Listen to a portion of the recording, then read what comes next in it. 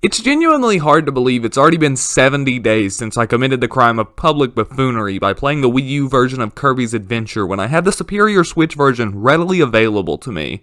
You want to know a not-so-fun fact? In the process of capturing extra footage for that episode, I somehow managed to reload a save state from all the way back in 2016 when I first bought the game, a save state that just so happened to have been taken during the end-level animations of the second ever stage in the game. So not only did I make a fool of myself by playing on the Wii U, but the Wii U managed to make a fool of me, and now I don't even have my 200% completion save data to show for it.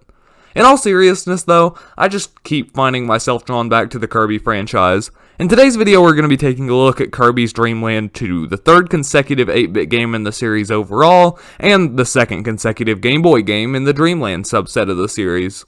In Kirby's Dream Land 2, you play as this, but pink. Dream Land 2 certainly doesn't make many huge waves when it comes to the core Kirby formula established in Adventure. As Kirby, you can move, jump, suck up enemies, and for the first time ever on the Game Boy, absorb their powers. From a visual as well as a mechanical standpoint, this game is more or less a direct copy and paste from the game before it and the game before it. I know a lot of people crave variety in their games, and that's fair. I've heard a couple of people express this sentiment that Kirby should have moved on to the 16-bit Super Nintendo by its third installment, which is honestly a valid point, but hey, I'm a simple man. Make Pokemon Sun and I'll buy it 4 times. If I enjoy a game, I'm happy to play more of that game, which is really what Kirby's Dream Land 2 is. And just because the game has an overall similar feel doesn't mean that it doesn't have anything new to bring to the table. Meet the Animal Friends, characters that act as an alternative form of power-up and work in conjunction with the copy ability. You have Rick the Hamster, who's optimized for mobility on land, Kind the Sunfish, who gives you the ability to move more freely through the water, and Coo the Owl, who makes air navigation easier. I like the Animal Friends. They offer an occasional aside from the more standard Kirby action, while still retaining the same core feel of the game. You'll also need them to collect most of the game's signature collectibles, Rainbow Drops, so let's talk about those. Rainbow Drops are Dream Land 2's incarnation of the Star Switches from the previous game, and if you watched my video on the previous game, which I recommend you do, you'll know I'm not exactly a fan. Star Switches in the original game served as a constant form of stress. Instead of simply being able to enjoy playing through the game, the existence of Star Switches basically forced you to constantly try and keep track of when the next one was coming up, where it was, what ability you would need to get it, and where you could find that ability.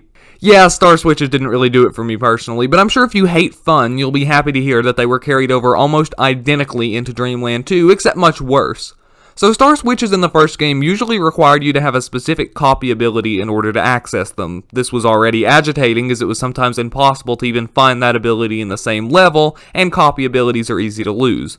The Rainbow Drops crank this up to 11.5, as almost all of them require not only a specific copy ability, but a specific copy ability Animal Buddy combination. I think the best way for me to actually get across the consequences of this design decision is for me to simply explain what you need to do to access what I believe to be the hardest Rainbow Drop in the game in World 6-2. First, you'll need to get access to Kind. The easiest way to do this is to play until halfway through World 6-1, fight the mini-boss in the middle of the level, and pray you get lucky. There's a 1 in 3 chance this map will have Kind in it. If it doesn't, you'll have to start over. If you do get Kind, play through the rest of the level. Remember, if you mess up in any way from this point forward, you'll have to start completely over. Enter World 6-2 and play with Kind until you get to the first mini-boss. Finish the fight, preferably with Kind, and then ditch him and pick up the Spark ability.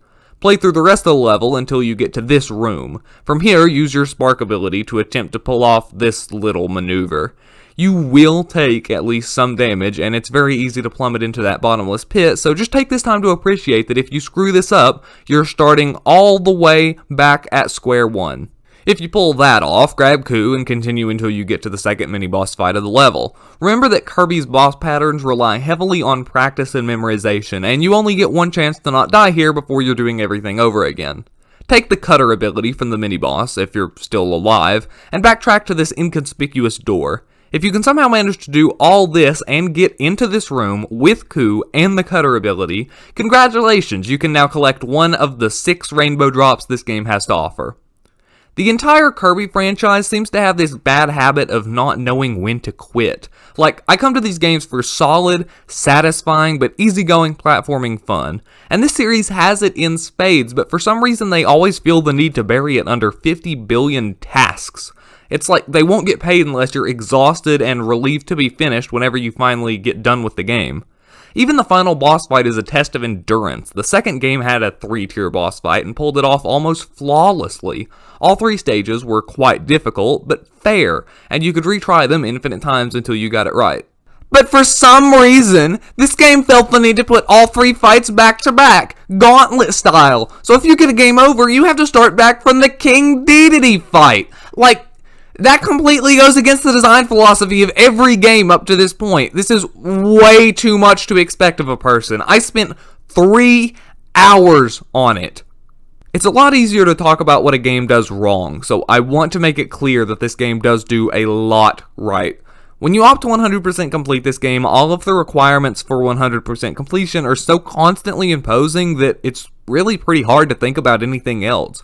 But keep in mind, fewer than 1/5 of the game's levels actually feature rainbow drops, and even then, they're completely optional. Believe it or not, even the final 2 stages of the end boss are optional. If you want, you can completely skip all the annoying bits and leave yourself with just the meat of the platformer. A solid choice in my opinion. If you're looking for a chill, tight, solid platformer, Kirby's Dream Land 2 has got you. If you enjoyed the first 2 Kirby games, this game has definitely got you. But the only problem is you have to be the kind of person who can look at 76% completion on a save file screen and then move on with your day. I can't do that. I have to sleep in the same bed as me. Nope, can't do it. If you are the kind of person who's content to get what they want out of games and then move on, I would very heavily encourage you to check out Kirby's Dream Land 2.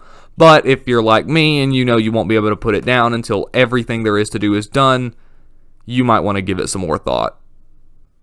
Hopefully this video wasn't too negative. I've already done 2 more well-rounded videos on very similar Kirby games, so I figured instead of churning out the same thing again, I would use this episode as an opportunity to do a bit of a deep dive into some of the tropes that I've noticed that really bother me.